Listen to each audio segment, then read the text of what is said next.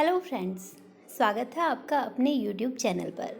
आज की video NEET 2021 students के लिए बहुत ही इम्पोर्टेंट रहने वाली है।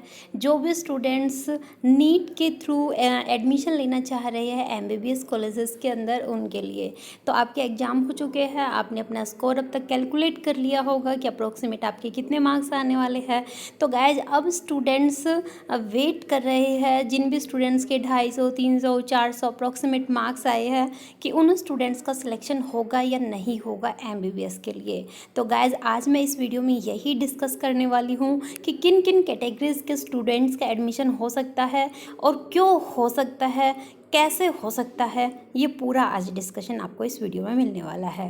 तो गाइज देखिए, सबसे पहले ऑल इंडिया कोटा का जो रिजर्वेशन होता है वो 15% होता है, जिसकी कट ऑफ काफ़ी हाई जाएगी। तो आपको उसके बारे में सोचना ही नहीं है, ठीक है। उसके बाद अगर मैं बात करूँ स्टेट कोटा की कट ऑफ 85% जो रिजर्वेशन होता है उसके अंदर आपकी पॉसिबिलिटी बनती है। अब पॉसिबिलिटी कैसे बनती है, आप तो बोलेंगे कट ऑफ तो 500 अबव जाएगी, 450 अबव जाएगी, तो हमारे 300-400 नंबर आ रहे हैं, तो इससे कैसे सिलेक्शन पॉसिबल हो पाएगा, एडमिशन पॉसिबल हो पाएगा, एमबीबीएस कोर्स हमें मिल पाएगा। तो गाइस देखिए, सबसे पहले क्या होता है, जब आपका रिजल्ट आता है, रिजल्ट में आपके मार्क्स आएंगे कि आपके टोटल कितने मार्क्स आए हैं, ऑल इंडिया रैंक आपका क्या है, कैटेगरी रैंक आपका क्या है, आपके स्टेट में आपका रैंक क्या है, ठीक है। वो आपको पूरा जो इन्फॉर्मेशन है वो रिजल्ट के अंदर, जो आपका रिजल्ट स्कोर कार्ड आएगा उसके अंदर आपको अवेलेबल मिलेगा। फिर उसके बाद होगी काउंसलिंग। काउंसलिंग में सबसे पहले आपका राउंड 1 होगा।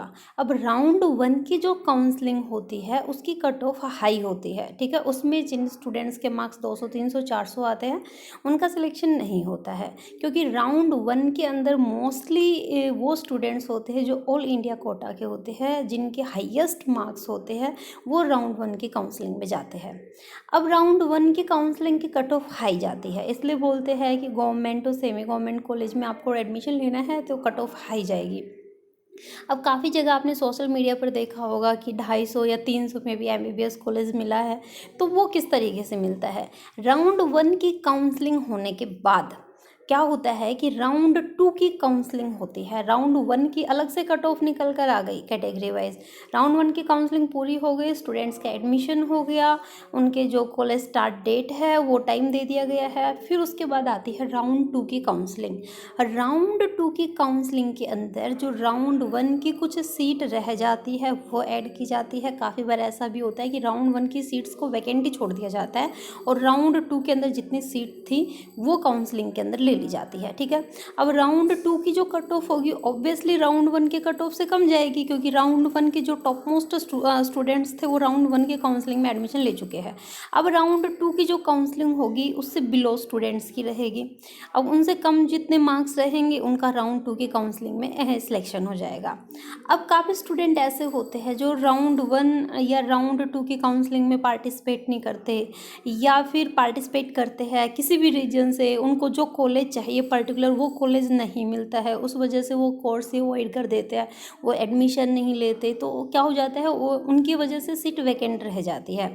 तो वैकेंट रहने की वजह से नेक्स्ट जो मॉपअप राउंड आता है, मॉपअप राउंड के अंदर भी 2 काउंसलिंग होती है। मॉपअप राउंड 1 होता है और मॉपअप राउंड 2 होता है। तो सबसे पहले मॉपअप राउंड 1 होता है, उसमें कुछ वैकेंट सीट रखी जाती है।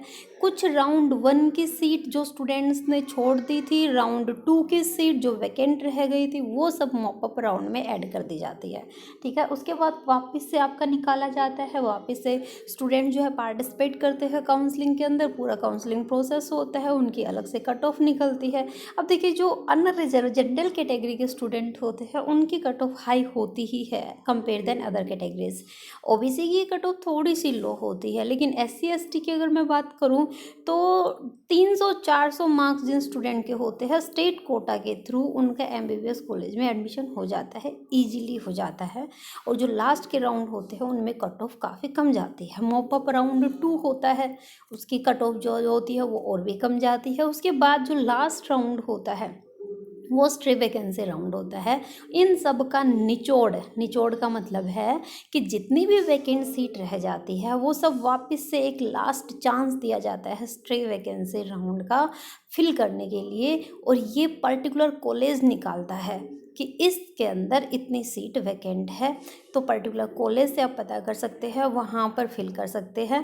काफ़ी बार ऐसे भी होता है कि डायरेक्टली जो एनटी की ऑफिशियल वेबसाइट है वहीं पर आपको इन्फॉर्मेशन मिल जाए, तो वहाँ से भी आप डायरेक्टली कर सकते हैं, ठीक है।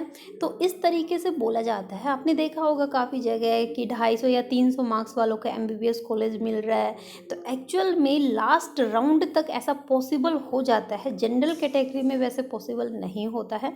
हाँ, जो अदर कैटेगरीज होती है उनके अंदर एससी एसटी जो कैटेगरी होती है उनके अंदर पॉसिबिलिटी हो जाती है कि उनका mop up round, stray vacancy round जो जाता है वो काफ़ी कम मार्क्स पर भी स्टूडेंट्स का एडमिशन हो जाता है। और काफ़ी बार ऐसा होता है कि जिन स्टूडेंट्स के अच्छे मार्क्स होते हैं उनने पहले पार्टिसिपेट कर लिया, लेकिन उनने वो चीज़ खाली छोड़ दी, उनका एडमिशन नहीं लेना, उसकी वजह से भी सीट वैकेंट रह जाती है। तो जो कम मार्क्स वाले स्टूडेंट होते हैं वो एडमिशन ले लेते हैं, ठीक है।